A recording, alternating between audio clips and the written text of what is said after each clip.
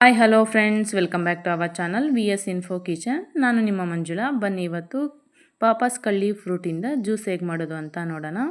ಇದು ಪಾಪಸ್ ಕಳ್ಳಿ ಫ್ರೂಟು ಇದೆ ನೋಡಿ. ಪಾಪಸ್ ಕಳ್ಳಿ ಗಿಡ ನಿಮಗೆಲ್ಲ ಗೊತ್ತೇ ಇರುತ್ತೆ. ಇದು ಫ್ರೂಟು. ಈ ಪಾಪಸ್ ಕಳ್ಳಿ ಫ್ರೂಟಲ್ಲಿ ತುಂಬಾ ಮುಳ್ಳಿರುತ್ತೆ. ಅದರಿಂದ ನೀವು ಅದನ್ನು ಎಡ್ಜಸ್ಸಲ್ಲಿ ಇಟ್ಕೊಂಡು ಒಂದು ಬಂಡೆ ಮೇಲೆ ಹಿಂಗೆ ರಬ್ ಮಾಡಬೇಕು. ರಬ್ ಮಾಡೋದ್ರಿಂದ ಅದರಲ್ಲಿ ಇರೋ ಅಂತಹ ಮುಳ್ಳೆಲ್ಲ ಹೋಗುತ್ತೆ.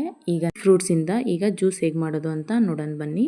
ಫಸ್ಟು ಇದನ್ನ ಚೆನ್ನಾಗಿ ತೊಳೆದು ಒಂದು ಪ್ಲೇಟಲ್ಲಿ ಎತ್ತಿಟ್ಕೊಳ್ಳಿ. ನಂತರ ಒಂದು ಚಾಕುನ ಸಹಾಯದಿಂದ ಕಟ್ ಮಾಡಿಕೊಂಡು ಪೀಲೆಲ್ಲ ಕ್ಲೀನಾಗಿ ತಕ್ಕೋಬೇಕು.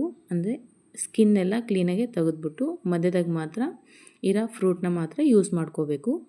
ನೋಡಿ, ಇದು ಸಿಪ್ಪೆ ಎಲ್ಲ ತೆಗೆದು ಇಟ್ಕೊಂಡಿರೋ ಅಂತಹ ಫ್ರೂಟು. ಇದನ್ನು ಒಂದು ಮಿಕ್ಸಿ ಜಾರ್ಗೆ ತಗೊಂಡು ಅದಕ್ಕೆ 2 ಸ್ಪೂನಷ್ಟು ಸಕ್ಕರೆ ಹಾಕಿ, ನಂತರ ಒಂದು 3/4 ಗ್ಲಾಸಷ್ಟು ನೀರು ಹಾಕಿ, ನಂತರ ಒಂದು ಏಲಕ್ಕಿನ ಕುಟ್ಟಿ ಅದರಲ್ಲಿ ಹಾಕಿ ಈಗ ಮಿಕ್ಸಿ ಮಾಡಿಕೊಂಡ್ರೆ ಜ್ಯೂಸು ರೆಡಿಯಾಗಿರುತ್ತೆ. ಇದಕ್ಕೆ ನೀವು ಪುದೀನಾನ ಹಾಕ್ಕೋಬೋದು. ನಂತರ ಒಂಚೂರು ಜ್ಯೂಸು ರೆಡಿಯಾಗಿರುತ್ತೆ. ಇದಕ್ಕೆ ನೀವು ನಿಂಬೆ ಹಣ್ಣನ್ನ ಕೂಡ ಇಂಟ್ಕೋಬೋದು, ಚೆನ್ನಾಗಿರುತ್ತೆ. ಜ್ಯೂಸು ಕುಡಿಯೋದ್ರಿಂದ ಏನೆಲ್ಲ ಉಪಯೋಗಗಳಿದೆ ಅಂತ ನೋಡ್ಕೊಳ್ಳೋಣ ಬನ್ನಿ. ಇದರಲ್ಲಿ ರೋಗ ನಿರೋಧಕ ಶಕ್ತಿಯನ್ನು ಹೆಚ್ಚಿಸುವ ಗುಣ ಇದೆ. ಇದರಲ್ಲಿ ಮೆಮೊರಿ ಪವರ್ ಜಾಸ್ತಿ ಮಾಡೋ ಅಂತಹ ಶಕ್ತಿ ಇದೆ.